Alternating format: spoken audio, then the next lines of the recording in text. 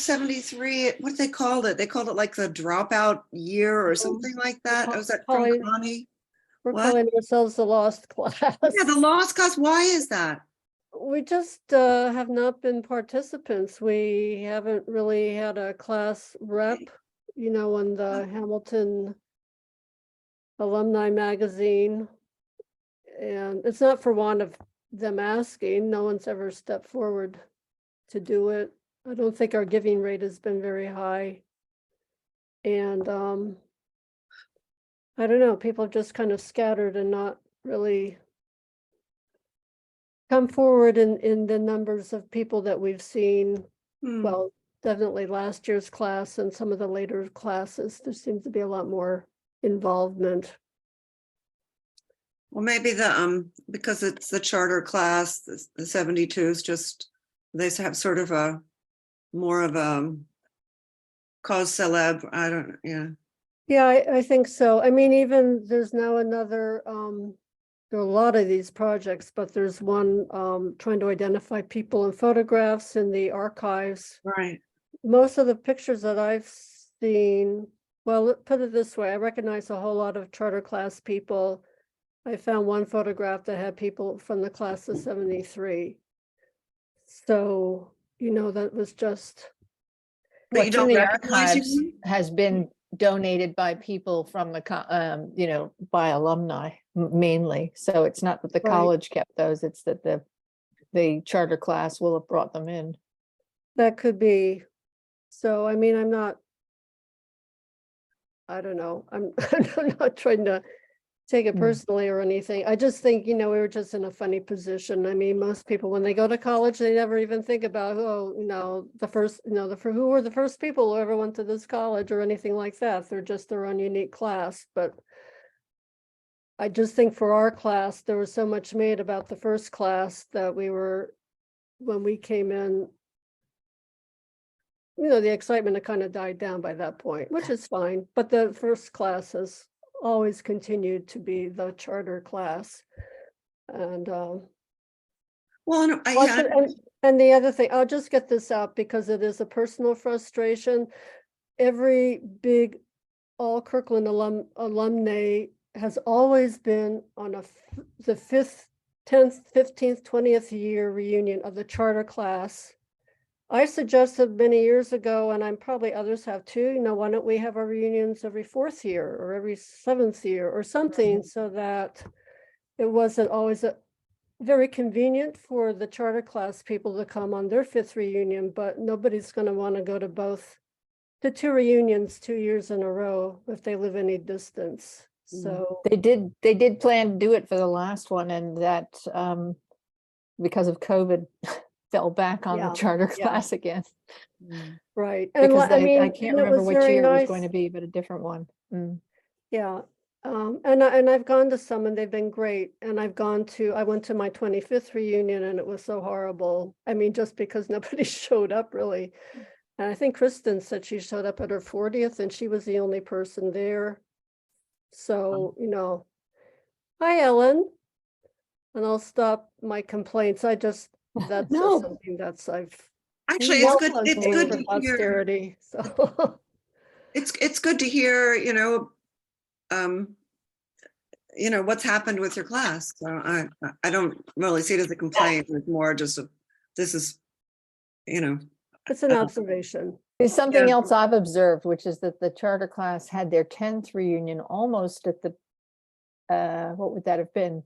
It would have been 92. So that maybe that's 82. 82, sorry, 82. So it is a couple of years after it's 1 year after all the Kirkland students had left, finished. Yeah. But I just remember that it went ahead quite successfully. There is a recording of that. So I think they kind of they had some momentum that the other classes had to generate. Yeah, but I have to say it's been a lot of fun just reconnecting with people on the committee. So I mean, that's been its own reward. Whatever happens in June, whoever shows up, you know, it'll be fun. for those there, and we've tried to contact as many people as we want, as we've been able, but I mean, it's been, and I do really like the all Kirkland reunion approach, Yeah. especially since there's so few of us, relatively speaking. And so many of us had friends in other classes that, Hmm. to me, it makes sense to bundle us together as much as possible. I Well, agree. something that had come up in another conversation this week was, how do we think of ourselves? Do we think of ourselves in class units? I mean, did Kirkland foster that for you or not? Or did it just kind of feel like one school with mixed ages and lots of transfers and not transfers, et cetera?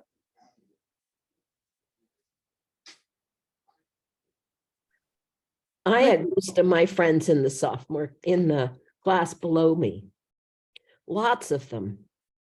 It just so happened, well, I played the bagpipes and I had 2 students in that class. And that is much more meaningful to me. I think if I were to do this, if I could wave my magic wand and go back a couple of years, I would have made it all Kirkland reunions from, like 72 to 70, whatever 4 years is. and not done this, the charter class, because everyone at Kirkland was plagued with the whole, the charter class, they're the ones, you don't count, this kind of nonsense, which you can ignore, but I didn't. I always felt like, okay, the charter class, hoop-de-doo. You don't care about me. And there was a lot of that, you don't care. I feel like, Well, that your class didn't care? That you didn't, no, Hamilton. oh. That Hamilton didn't care about you. No, they threw out all the records from Kirkland, bin to the bin, not all of them, but lots of them. And I think it dates back to when Hamilton was just men. And there were a lot of alums that didn't want women. They really opposed it. And so in order to get women there, they had to start a different school. But then once they had it, it felt to me very creepily like, now we have women there, so we can ditch this irritating school and just pull the women into Hamilton. That was my feeling. And I really I haven't been to anything at Hamilton since, because I thought, well, they don't want me. Why should I help them? But in my old age, and I was born in 51, so that tells you how old I am. I figure it's better to go back and see if you can find some young women to talk to and encourage them on their way and give them some ideas. And that's what I had hoped to do. But once the ball got rolling, it was like, oh, this is the 50th reunion. So I don't know. I'll get back there someday. I'm wondering if you, based on what you guys are saying, if as the second class coming in, things just felt a little bit more settled, so it wasn't, so the dust had settled, literally and sort of proverbially, so that your class didn't need the kind of TLC the charter class might have needed. I don't know. We didn't have good dorms all set and waiting for us. We, Yeah. had to live here for a semester and there for a semester. It was still very much pioneering. I don't remember that. I moved into Macintosh and settled in with a roommate, and Yeah. second year? This is I 73. entered with the class of 73. No, right. This is, yeah. There I were remember- new buildings being built. There were new buildings being built, but there were enough dorms for those of us arriving in the fall of 1969.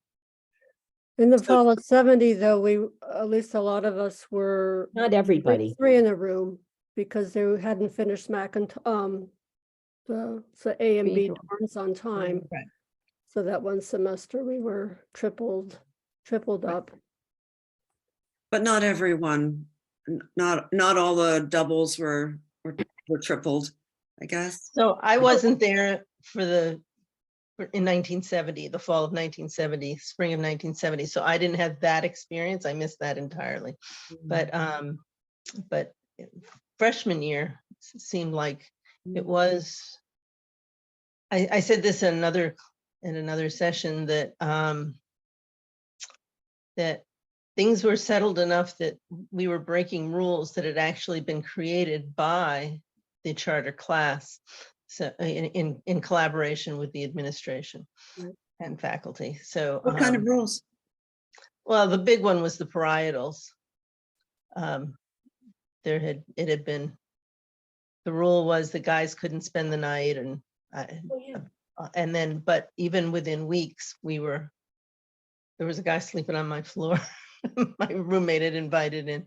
So, yeah, it was a big thing. That was a big thing that year. And then as I recall, at some point, we decided we'd really had enough of that as well. So there were Exactly. some, but I don't remember what the compromise was, but I remember we had desk duty that anybody coming in had to sign in or something. I don't remember how long that lasted. But yeah, I guess that was kind of my remembrance, is that a lot of the rules had been hashed out by the first class and administration, and so they were all kind of taken by surprise when the next class came and had some different ideas about how things should be done. And then actually the third class, I think that's when they got rid of core courses, or at least the sophomore core courses. So, I mean, there were changes every year, but it was always kind of a surprise, I think, to those who had been there the year before. Boy, you remember all that really well. I don't know why. I'm very impressed. That's interesting because, yeah, but by the time I got there, I don't recall that any rules changed. It was things were pretty much set in motion and wouldn't. There weren't a lot of rules left. Right. That might be- True, but we also didn't say, hey, we need new rules, you know? We Right. didn't- What we didn't- year were you? I was 76. So it was pretty stable. It felt very stable by then. Mhm. But so what my understanding is that when the charter class came in, they had a meeting, all school meeting with Sam, and the kids were asked, what kind of rules do you want? And they all said, rules, no rules. We don't want any rules. And then like within a few weeks, they all said, no, we need some rules. Wait, this is too much. We need some rules.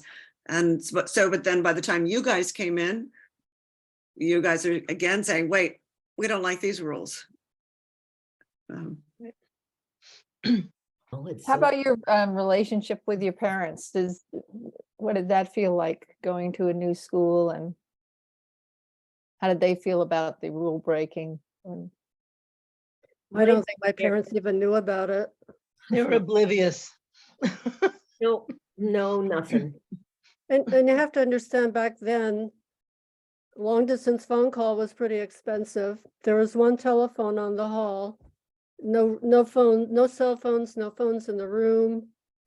So, I mean, communication was, at least from my point, was pretty much, pen on paper.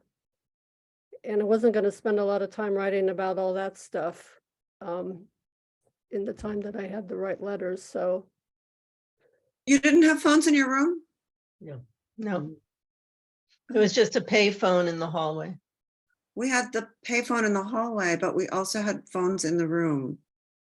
I think the Not me. wiring was there, but it was either prohibitively expensive or there's, I don't remember any, I do remember maybe by senior year, definitely senior year, people, like the freshmen have phones in their rooms. And I think I just figured as a senior, I'd put up with it for 3 years. I couldn't don't reach. remember phones in the room. I remember the phone in the hall.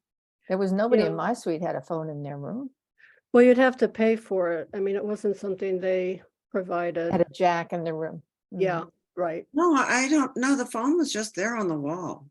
I Yeah. don't think I paid for it.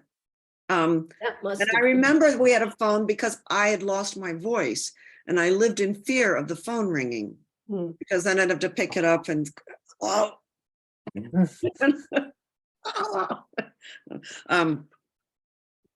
But so we did have phones, but that's a minor detail. But so yeah, I do want to. So what else about the class of 73? What else made it special and different? And but Ellen, you were the first. You were the first bagpiper. Are you the one who started the whole bagpipe thing? Well, I think they'd had a Hamilton piper, but I was the first one on campus. Nobody from Hamilton played. I was the first one who played. They'd hire in a bagpiper for graduation or something. But then they had a bagpipe scholarship at Yeah. Kirkland. Was that? Did you have that? No, it was actually named after me when I left. Yeah. That's lovely. That's amazing. I have fond memories of you playing the bagpipe. Well, after 30 years in China, I came back and discovered that pipes had changed. They now have like plastic or Bakelite reeds or something. And it's not the nightmare that it used to be when I went to college. And so I picked him up again. Nice, nice. Yeah, I picked him up for a funeral in summer. And I've been doing it ever since. So you, I have very fond memories as a bagpipes. I think because the bagpiper when I was there as a freshman in 76, used to play right outside my window. And so it was kind of like mosque, certain times of day or a certain number of times a week, she was out there making an awful noise, while she practiced. Out in the But I field, became right? very Yeah. fondly remember that. Well, yeah, I remember that too. Yeah, it's a very singular thing about Kirkland. Yes. Yes. I have somewhere, it's not within my arm's reach, a little booklet about women's history and women's things from, I don't know if it's 72 or what. It's amazing. All about their women, their pro, I don't know, women's At lib Kirkland or women in general? Kirkland. Oh, I should scan it in and send it out to you. So what is it? What is it that you say you have? It's a little it's like this little booklet that Kirkland College made about women and their education and it's fascinating. Do you want me to go look for it? I might be able to find it. Did everyone get one? Was it handed out or Yes. Yes. And I think the reason why I kept it is because there's a picture of me in it. You know how that happened. Yeah. well, I hate to lose you on the call. So maybe if you can find it afterwards and share it with us. Yeah. Okay. I wanted to touch back to what you said about men being unhappy about women being on the Hill. So did you encountered that, your class might have encountered that more because there were still men on campus who had started Hamilton without women on the Hill. So I would like to hear that, your memories of what that was like to be received as women on the Hill. I probably shouldn't be telling this story, but I'm going to tell you anyway. I know somebody who was in the last class. So he was in the senior class when I was a freshman. And he told us, me and my husband, that the people in his classes were like, well, let's see who can get a Kirkland woman in bed in the first week. Then you've scored. So there was a lot of that nonsense going around. And well, I don't know. I guess there's a unfortunate amount of hormones going along at that age. So I don't know what to say, except that that was known. And I felt that a little bit, but I'd grown up in Manhattan going to ghetto schools for my PS 75, JHS 118, and then music and art, which was in Harlem. So I knew how to shove people off. We're gonna have to compare notes. I grew up in East Harlem. Yeah, right. You just, you know how to take care of yourself. And But in so, terms of a resentment of just being there, not just the welcome, oh, maybe we can get you into bed, but even, did you feel welcome on the Hill other than just as a female? I mean, that you might be no, sex not that I potential. can remember. Okay, that. I mean, I think, yeah, it was all because it had been such a male school. That school was really male. And when we came in, it was just kind of like a shock to them. And I was doing science. So I had a lot of male classmates. You take a lot of Hamilton classes? Were you over on the other campus a lot, or in Kirkland also? Not in the first year, because we had all those core classes. Right. Right. Yep. So I can't remember what my first year was like. It was later that I got into the science stuff. And then, I don't know. Most of the teachers were okay. I can remember having teachers who adored me and I adored them. Wasn't anything sexy about it, but On Hamilton Cameron. campus, you mean? Harvey Cameron, who was the physics teacher, I adored him. He was so sweet and so kind. And it was, the same way. And in fact, he invited me back after graduation, me and Peter, to come to his house. And he gave us a wedding present. Was such a darling person. And also Robin Kinnell, the organic chemistry teacher. Carlin Vickery and I wrote a poem about organic chemistry for his Christmas card. He loved it. And some of that creative stuff that the guys were not doing kind of came out with the women, and they liked it. So I don't know. Were the core classes introduced with your year, or were they already doing them in the charter class as well? I think it came in with the charter class. Okay. It didn't hurt anything. The only thing that was bad was that once a week assembly we had over in the science building. Yeah. And I don't even remember it. It was so bad. It was really bad because, well, I remember one guy, can't remember his name. Oh, wait, it was an all school assembly. Kirkland. Not just Kirk. Well, our the class, guys there? no, It was our class. So once a week we had to go to this place, class of 73, and listen to some random, stupid, one-off thing like on what is a model? What is a model? Well,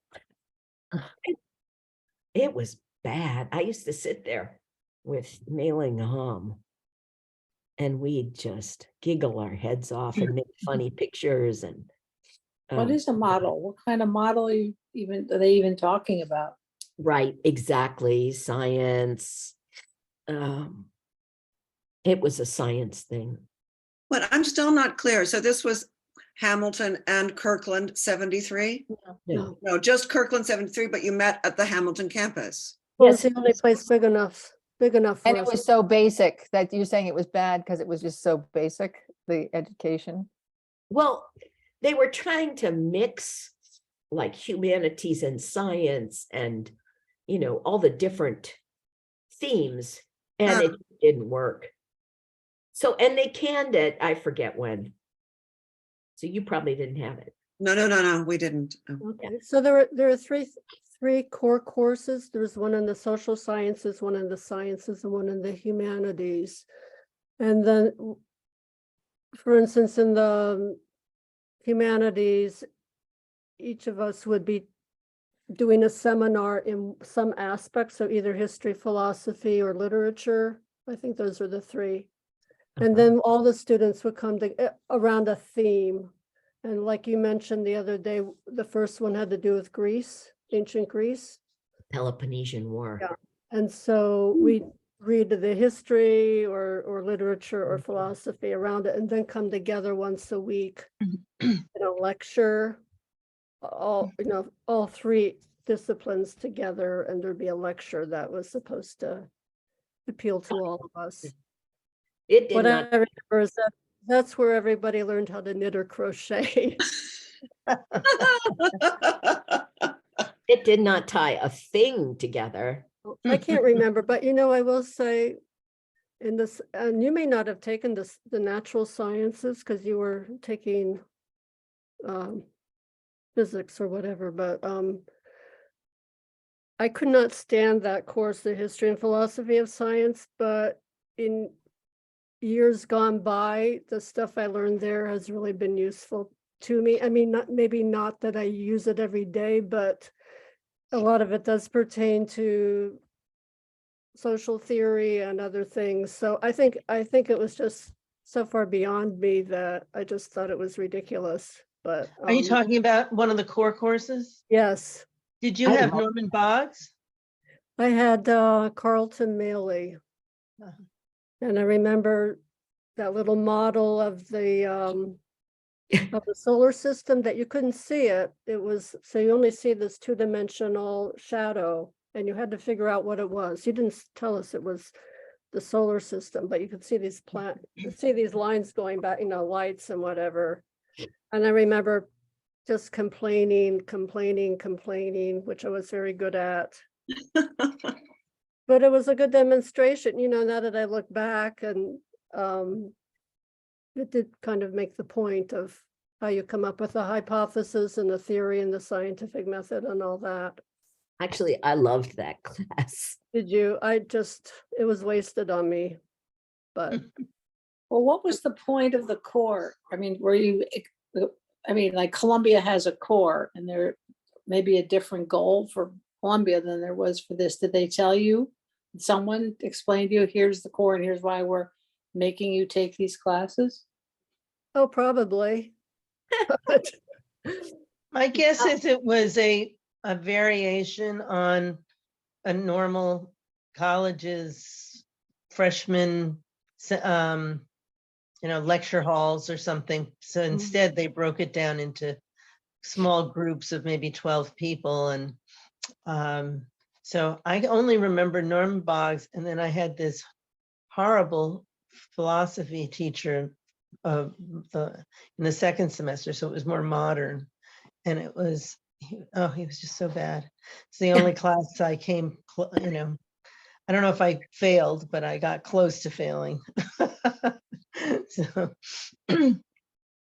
but Yeah, I think the idea maybe was sort of the great books. There's some college that its whole curriculum is based on the great books. And I think that was kind of their attempt at it, that to show you could come to these great ideas from different Angle. perspectives. Yeah. We might be able to get the answer if we reread Sam's Right. book. Right. So how did Were you you feel about it? cohesive as a class, or did you not really know your classmates?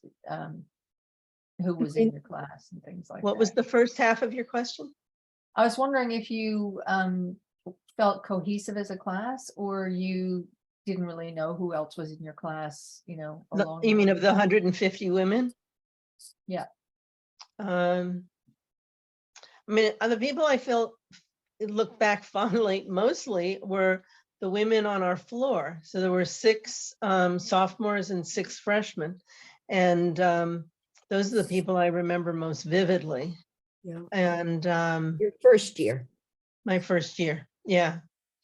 And so, and then because I took a year off and came back, and all of a sudden I was with the class of 74, and I lived off campus for 2 years. I never really have fully connected with, so I don't know who I am. Am I 73? Am I 74? And then, Well, yeah, I thank you. connected with the arts, and I became an art major, and so I was hanging out with the arts people. So my sense of who's who got, but I'm not alone, because if, there's a bunch of us who started with the class of 73 and graduated with 74. And, each one of us took our own path. And as a result, there's those that really bonded in the theater or in the sciences or, arts. So it's, I think that was more around what you were studying and who you were therefore in classes with. Also extracurricular. stuff. I sang in the choir at the chapel. Hmm. Things Yeah, like that makes sense. I think that sort of come up over and over again. How did people connect? And it was through their events that they were doing or through their classes. I'm curious also to know how Kirkland, what you took from Kirkland into the rest of your life. How did Kirkland shape who you were, or did you already sort of curriculum was innovative. The curriculum I thought was great, and some of the stuff I learned in the history of science. I still have one of the books I used in that class. Mhm. I've used it. And the Peloponnesian War stuff, where we had books from Sparta and books from Athens, I repeated that when I was teaching International Baccalaureate Theory of Knowledge at Beijing in their first IB school. I had the kids who were from all over the world bring in their home textbooks, Serbia, Croatia, Russia, India, Germany, Canada, and we all looked at the causes of the First World War. And that woke them up. And they've since then said to me, wow, that was really great. So we went through and ticked off which one was first in each book, depending on which country. And we could see which countries had just followed the US textbook and list, and which countries had gone off on their own as the reasons for the First World War. It was fascinating. So Kirkland there appeared later in my teaching life in some of the very innovative curriculum ideas that they had. And also encouraging creativity. I could encourage creativity. So it was, for me, the Kirkland stuff was really good. And also even on the Hamilton side, Lawrence Yorty, the chemistry professor, is the one, we did an experiment with him that showed if you wash a test tube out, let's say you have a milliliter of water. If you wash it out with 1 milliliter, or you wash it out twice with 0.5 milliliter and then 0.5 milliliter, in that stuff that's left over, you'll find that twice does a better job. So when I was working with gets more out, When I was working in a pollution group in Japan with pollution victims, it was very interesting to, they were doing something on soap bubbles. And it was very interesting to apply that to their soap bubble project, because what they had at the time was giving people cancer. And so we had this thing that Lawrence, you already taught me, that I immediately said, you know, rinse twice. Doesn't have to be a lot of water, just do it twice. Mm. So I've had things like that through my whole life, that I've taught a lot of people, my family, my friends, my students, that came from Kirkland. My, what I usually say about my experience at Kirkland is that it taught me how to navigate through presenting my ideas. I kept changing my major. So every time I changed my major, I had to write why, and I had to defend whatever my latest idea was. And so that was a really important skill. I'm a relatively shy person. And so having to just sort of stand up for the things that I felt were right was really important. And then I did get to teach a class my senior year to incoming freshmen. So that would have been the class coming in 1973. It was a small class of people learning about governance, and everybody had to participate in the school governance.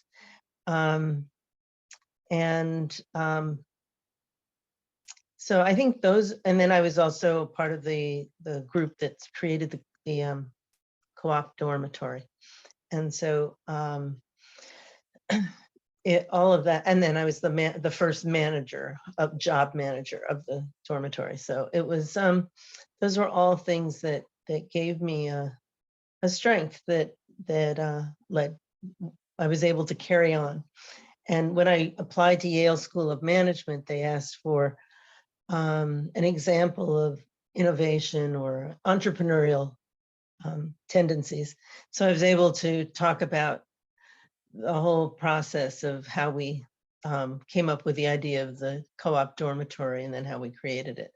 And so that was got part of what got me into Yale. So yeah. So Can you say more about the co-op and the early stages of the co-op? I was thinking that, but let's let Carolyn say Okay. how it affected her. And then we haven't had anybody talk about the co-op, so it'd be great to have you elaborate about that, Rebecca, after Caroline.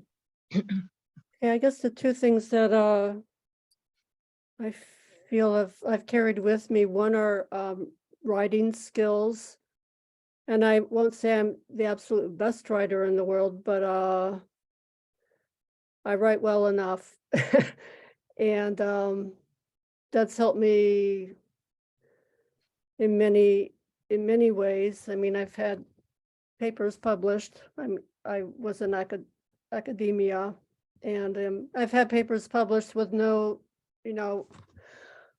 without coming back, to revise this, revise that, which happens very rarely. So I counted soon after graduating, I counted that I had 75 papers. I wrote 75 papers in college. I mean, some of them were rather short, fine, but they still counted. So, I mean, I think that's, when you look at today's students, or at least in some colleges and universities, I wish they'd do more of that, but I understand the reason why, and has to do with money and faculty time. And the other thing is, I think the sense of interdisciplinarity, if there is such a word. I was another person who couldn't figure out what to major in, kept changing, and ended up as a sociology major. And then I realized that enough to have a double concentration in sociology and history. And then realized after college that a double major in sociology and history wasn't going to get me very far. in the work world, at least not in 1974. So several years later, I ended up going back to school, switched totally to nutrition and dietetics. I was interested in the whole idea of world hunger. Ended up really working as a clinical dietitian and then teaching. But my point is my mindset was in like humanities, social studies. To switch to science was really difficult for me. And I'm glad I did it, but I always had that sense of, well, let's connect nutrition with the rest of the world. So I went on, I got a master's in public health, which was one way to combine it. And I've tried to open my students' eyes to looking beyond just the science, but how nutrition plays such an important role in so many areas of our lives, plus the all the social factors that go into how someone, before you even get the food to your mouth, all the other things that go on. And I continue to teach one course. It's in nutrition, food, and climate change. And when I tell people that, I sometimes get these weird looks like, what do they have in common? But again, it's that interdisciplinary, I think, approach that maybe enables me to do that, or at least has made me confident in offering something like that and arguing for a course like that. Whereas had I gone a different track, it might not have turned out that way. So those are my two examples.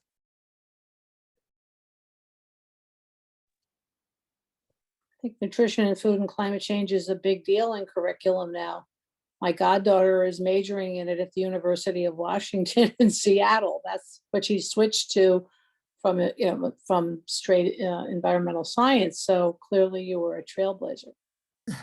Well, I kind of feel like I am in that regard, because I actually started a program in 2009 for our dietetics majors that had a kind of an emphasis area in sustainability.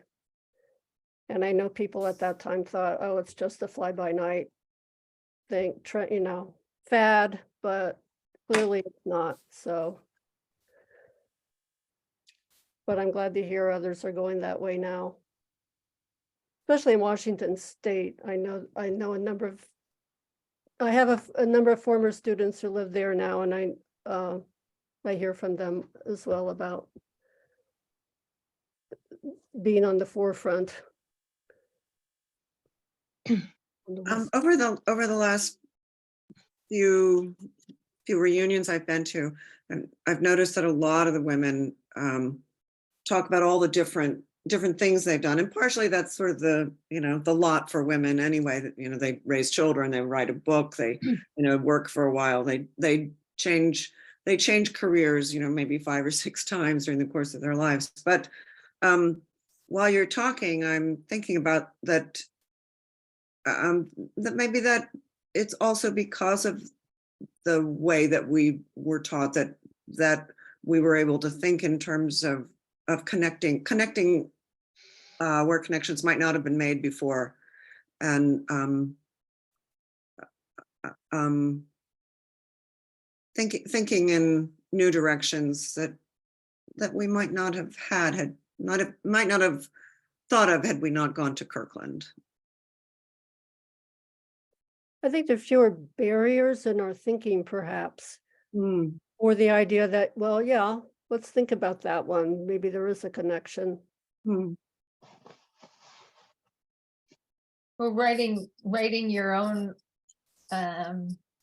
degree requirements and creating your own major based on your own personal interests did create a lot of pretty innovative ideas for study. So that's I worked in with Norman Boggs in my senior year on polychlorinated biphenyls, and that was before anybody was talking about them.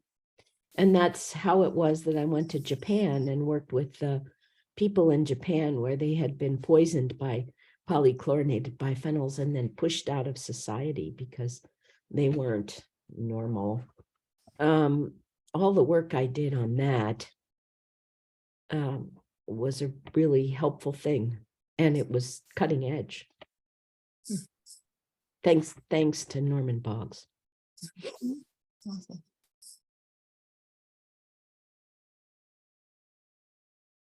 Do you want to go back to the co-op, Rebecca?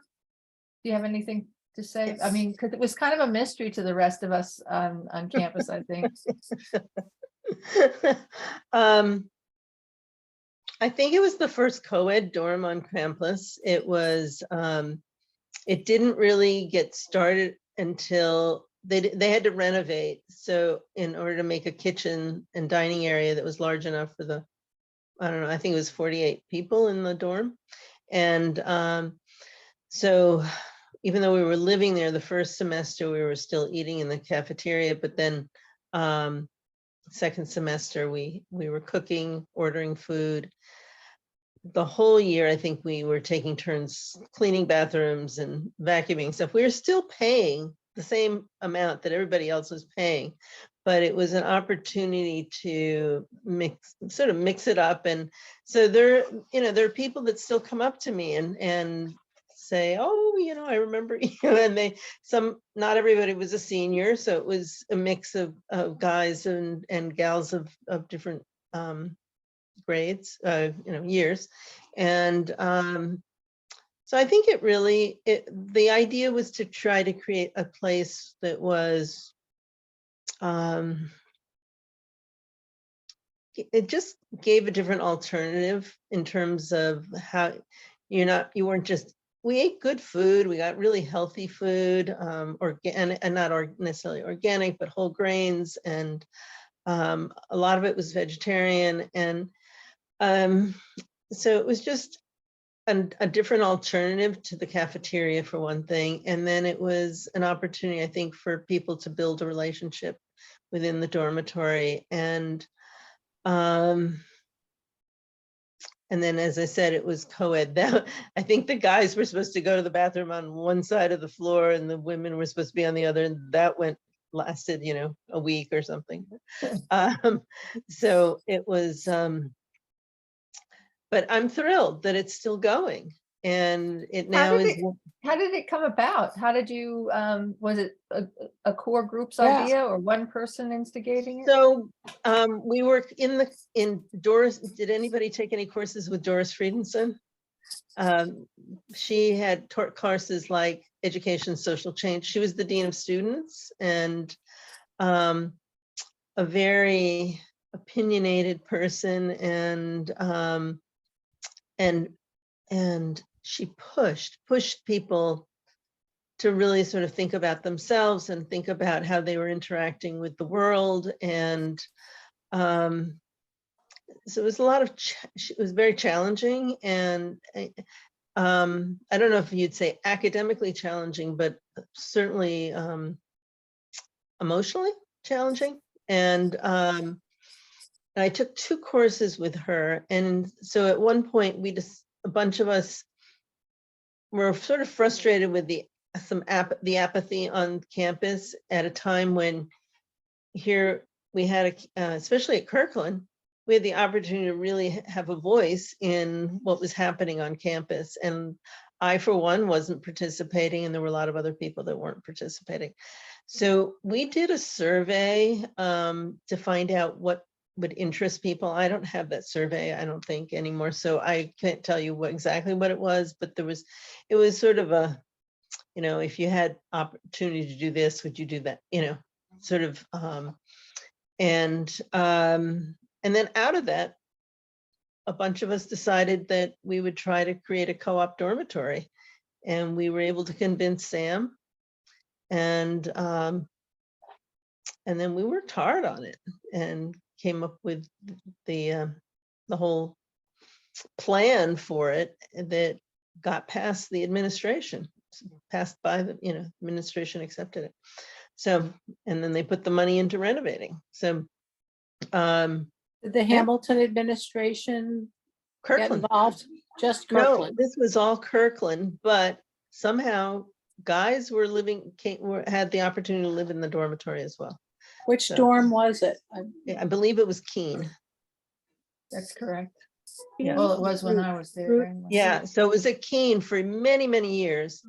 And then I thought it had died, and then I discovered that it's now in one of the I think AU, I the think. farthest fraternity on campus. Mm. So I've been Not there. the- Yeah, not the And- farthest one, but next to on the farthest, right. Yeah, it's on the right.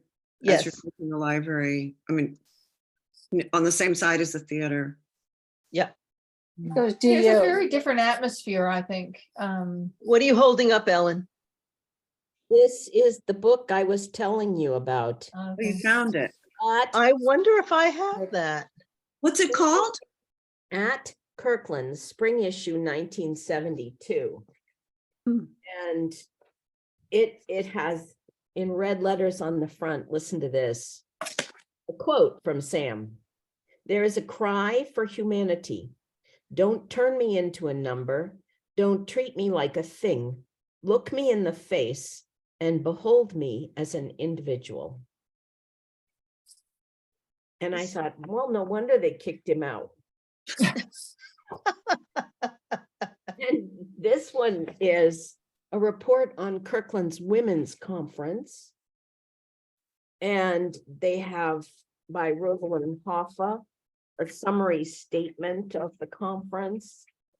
Different people, Katie McGraw, Samuel F. Babbitt, Jerry Ryan, Hamilton 72, Millicent McIntosh. And it's David Locke, American Studies, the Women's Center, trustees. After Kirkland, what? It's fascinating.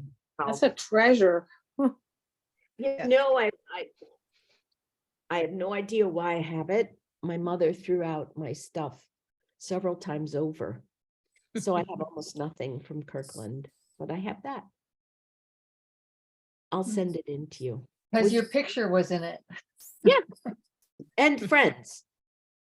How Nice. great if you could bring that to your reunion, or if you like were able to somehow make multiples of it for everyone who comes to the reunion. Well, I don't know if I'm going to be able to go to the reunion because I'm doing a project with the Chinese government.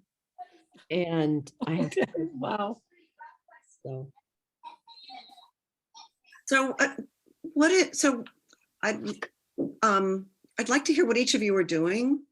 Because you're all alluded to really interesting things. So, and I don't think you've really completely said what you're doing. So, Carolyn, so you've been a professor. You said you've been on academics. Yeah, the first, I don't know, the first 5 or 6 years, I kind of was struggling with what to do with myself. I finally decided on, well, so I said nutrition. I went back to college, got a second bachelor's degree in dietetics, and worked as a clinical dietitian, a registered dietitian for 12 years, including 4 years in England, where my husband's from England. And then came back, got my PhD, and then got a teaching job at Western Michigan University, and taught there and also directed their dietetic internship program. And I retired, at least in theory, in August 2020, but I've been teaching this one course online since. So, and then I'm doing some volunteer work in the community. I'm working with a church group. We're helping an Afghan family, which has been very interesting and humbling to watch a woman who can't even barely hold a pencil, can't write, is illiterate in her own, pre-literate in her own language, and just working with her and her husband and 7 kids. So anyway, that's what I'm doing. Where do you live so that Oh, that's I live in available to that population? Kalamazoo, Michigan, halfway between Detroit and Chicago. It's impressive. And Alan, what do you, I just did a million different things. But the strings were, I was the minister at 3 different congregations in the 3 different main towns we were in. Although my congregation was everything from Catholic to Mormon to Methodist, Congregational, what Unitarian, we had everybody all the way through. And I tried to lead them in good things. So, for example, in Beijing, half of our budget went to service projects to help mostly children in various difficult situations, like blind kids in the mountains or special ed kids in a coal mining town where they had nothing, and I ran a neurofeedback program for them to help them with training their brain waves. And that made a huge difference for a lot of the kids. That was a 30-year project. but I'm sorry, can I back up? You were in China, so just after China opened up? 88. Okay. But you studied science at Hamilton or Kirkland, and then you became a minister I got a Rockefeller Fellowship. to go to China. No, to go to Oh. Harvard Divinity School. I see. Okay. And so I was not sold on that idea because for me, and as a scientist, I see that things like compassion, now we're finding out, compassion when they check the monks in Tibet, when they're doing compassionate prayer, they have a 40 hertz brain wave. And so, I figure, okay, that's the compassion brain wave. And then it's going to come down into the cultures in different ways. Like in Tibet, what's kind isn't the same as in America.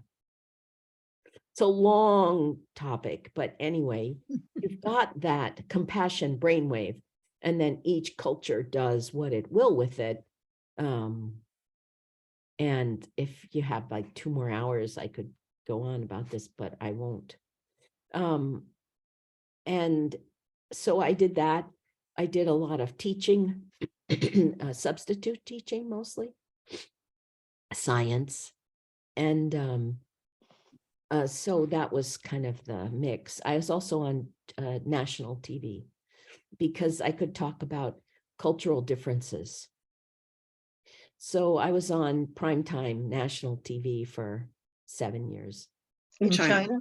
In China, teaching about things kind of like what I just said, what is it, when you shake hands, what does it mean? I mean, that would be a simple one. How hard do you squeeze? What happens when you shake hands? Stuff like that. Yeah. And then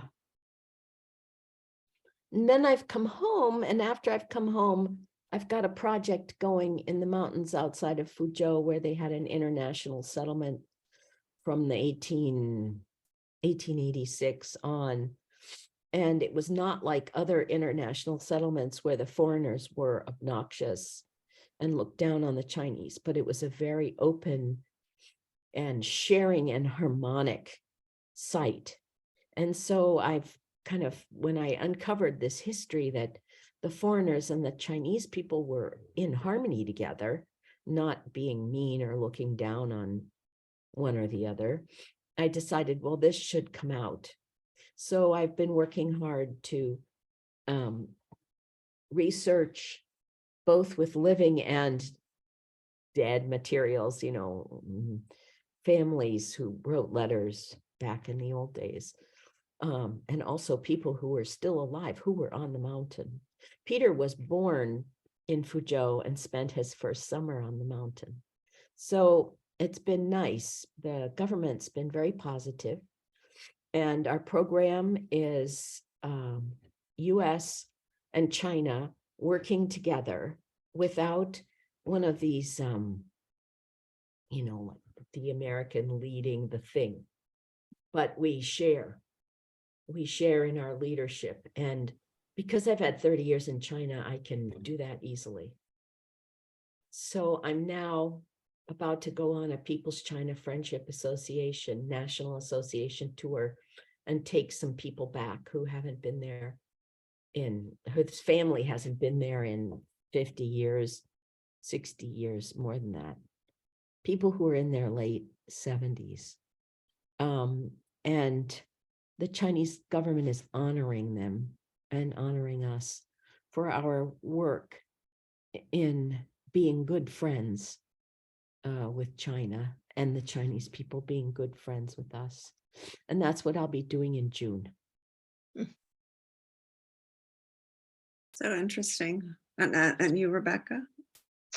When I left when I graduated from Kirkland, I had majored in art, but I knew that I wasn't that good, so I didn't want to go on and like get my master's in it. And I had started doing transcendental meditation. So I became a teacher of transcendental meditation. And I did that for about 3, 4, 5 years, maybe. And then I started working in not-for-profits in East Harlem. I worked, in the South Bronx and in East Harlem. And then I worked in a program that worked with ex-offenders, the South 40 Corporation. And then I actually worked in a prison in their pre-release program and turned that around. It was about to lose its funding. And then my boss basically said that the board wasn't going to really respect me unless I got my master's. So that's when I went to Yale School of Management and got what was at the time a Master's of Public and Private Management. It's now become an MBA. But I loved the fact that it was pulling in a third of its students from not-for-profit, a third from public, the public field government, and a third from business, and helping us to learn how to communicate with each other. And that it was the only graduate school I applied to that didn't require me to track down my teachers and get my evaluations changed into letter grades. And they read all the evaluations. Sam wrote recommendation. They read the recommendation. They read the essay. So, Columbia and NYU, just you had to go through a machine, so to speak, whereas there was a real committee of administrators, faculty, and students, sound familiar, doing the admissions. And so they read my essay and everything. So I was accepted. And thought I would go into working with foundations, but I wanted to really have an understanding of business. And then when I left, I got accepted. I got hired by Moody's Investment Service. So I worked there for about a year or so, and then got pregnant and took time off. But in the meantime, I was living in East Harlem. I grew up in East Harlem. My parents were ministers in East Harlem. I married an Episcopal priest. We were able to buy a house in East Harlem. And so I was asked when I graduated from Yale to become the president, put my name in to become the president of the local block association, which was actually a neighborhood association, about 9 square blocks. So I was doing that, and I really enjoyed it. And so after I gave birth, I just kept doing that as a volunteer for another 4 or 5 years. And then I got I got hired to do one of my classmates had the contract to run the recycling plant. So I got hired to be the tour guide. And I taught about 2,000 kids a year about recycling, and then introduced visiting dignitaries to the system in New York. And then meanwhile, somebody had asked me to pay their bills while they were out of the city. And that was in 1990. And that's basically what I've been doing ever since. There was a 4-year hiatus where I was not hiatus. I was actually, all these things were sort of part-time and built around my daughter's schedule. And so I worked for the New York Festival of Song for 4 years. And as the administrative director, and the executive director and I went into business in 2000. So for 10 years, I was doing this bill paying thing for two people. And then in 2000, we went in together. And so we're one of the foremost, what they call it, there's actually an industry that we didn't know about at the time. It's daily money management. And we're one of the, really well-known daily money managers in the elder care field in New York. And then I'm also, I teach other people, because I've been doing this for so long. I teach other people who are interested in starting in that field, and also people who are like 3 or 4 years in. We teach an accelerator course. So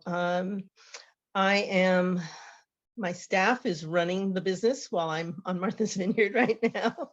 And my husband retired at the end of 2022. And so we spend about 2 weeks each month somewhere different than New York. And so I'm hoping to sell the business and then have it keep going though.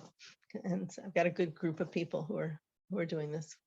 When you say East Harlem, what area are you talking about? Hamilton Heights or further up, or? No, East Harlem goes from 96th Street and from Fifth Avenue East. So it gets narrower and narrower.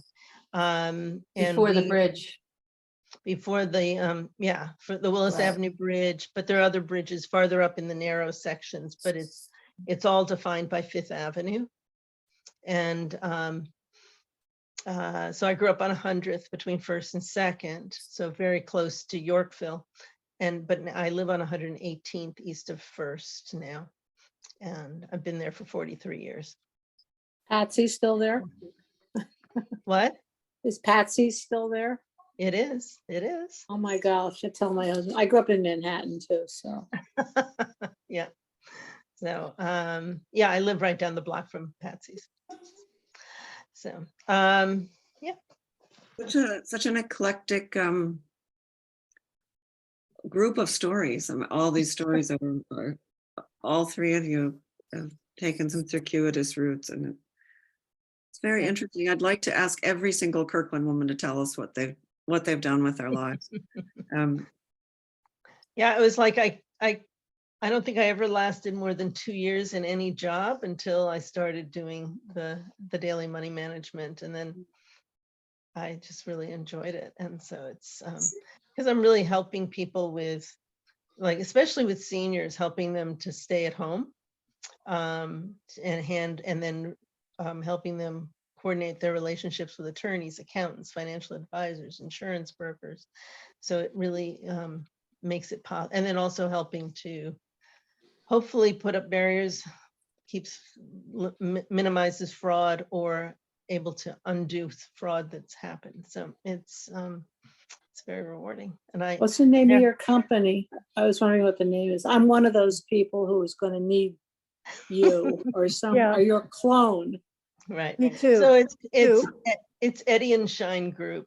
EDDY is my last name, and then my business partner was Shine, SCHEIN group. And so we do a lot of he passed away 2.5 years ago, but the person that's working with me closely, she and I do a lot of blogging around preparing for senior years, for illness, and for and all kinds of transitions. We're big into talking about transitions because lawyers can put all the documents in place, but they're not down there in the nitty-gritty of having to actually do the transitions. So. Must have been challenging during COVID. We definitely had to learn how to do everything. We'd already been doing a lot of work, not remotely, but a lot of online work. We usually have access people's online accounts, but during COVID, there were people who finally had to accept the fact that this is the way we had to do it. With some people who were resistant to letting us do that. I actually had some huge projects, and so we didn't lose any billable hours in the entire time. So it was pretty amazing. It was hard on some of our clients who needed to have the face-to-face. And that's what our business was originally built on, but almost everybody else, we were able to manage something. Also elderly people, including me, who are technophobes or just haven't learned it or think like that. Think, just it's really, I always joke with my students about how my parents, we gave my parents a toaster oven for Christmas one year and they stared at it. And my mother just said, "Where does the toast go?" Because it wasn't, so I Right. can't imagine the challenges you have. I'm going to interrupt here and bring us back to Kirkland. Yep. Because it's 12 minutes past 9. And so I just want to wrap this up with any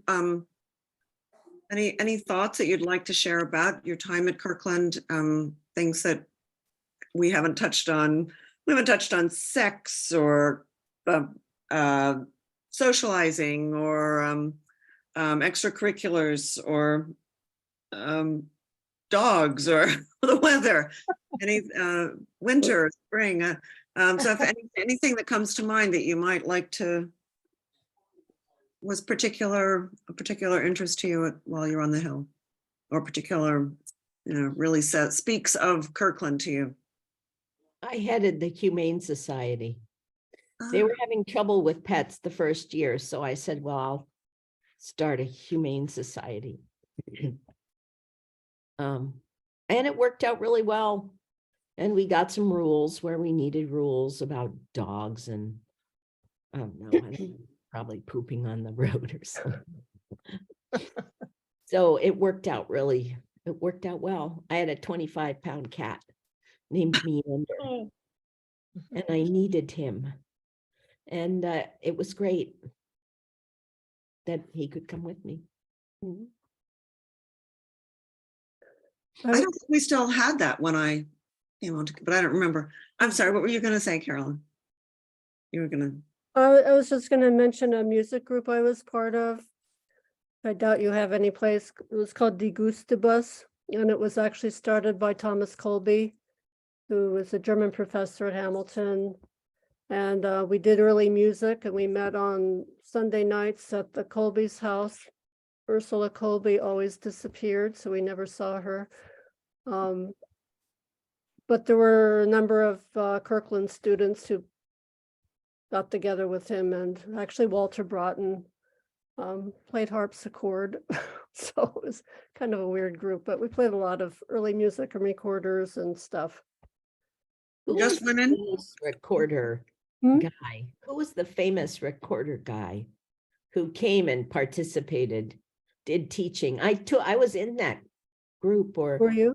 yeah. I played the great bass. I think that was the year before I joined, because Lenny Isaacs played Baroque flute and she left the group. I don't know if she did junior year abroad, so I took her place. So I was probably in the group junior and senior year. But I know there was more of a recorder group, I think, before that, and I can't remember. Very famous. Yeah, I recorder can't player, remember. Very famous. Harnoncourt? No, I No. can't remember. I can't either. Yeah, I'd know, I think, if I heard it, but So Because this was an orchestral group, not a choral group. it was a chamber music group. Okay. So yeah, instruments. Mhm. Yeah. I played bagpipes, right? So we used to tap. I tapped my foot. It was just natural. And he used to take his foot and put it on top of my foot.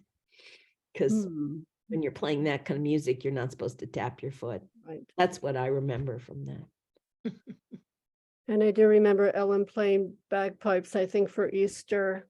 I wish she'd come back and do it again. It was beautiful, but it was really nice on an Easter morning to hear the pipes before. You should play at reunion. If I'm there, I may be in China. Oh, right, yeah. They keep going back and forth on the timings. But that's my first obligation. That's You can do it remotely. maybe. I think everyone. Wait, I think I would. can hear it from here. Yeah. We're all very nostalgic for that. I think everybody really loved that, Yeah. having the pipes at Kirkland. Yeah, I've had a number of people talk to me about it. I think it's come up almost every night in these conversations.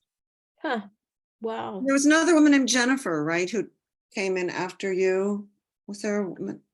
Well, another- Jane Irwin, Jane. she was one of my students But there was someone, but I don't right after me. think Jane played in graduation ceremonies, did she? Once. Just once. So I think there was someone named Jennifer too. Jane was a sweet mate of mine, so I knew her pretty well, but Yeah, I don't remember. Well, I'm about wiped out. I think I need some more Sudafed. I Thank you appreciate for you coming, although you didn't participating. feel. Yeah.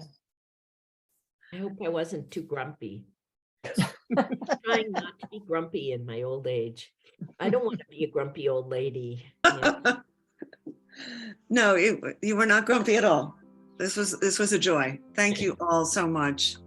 Thank you. It's Thank great. you. Getting us together. Yes, thank you.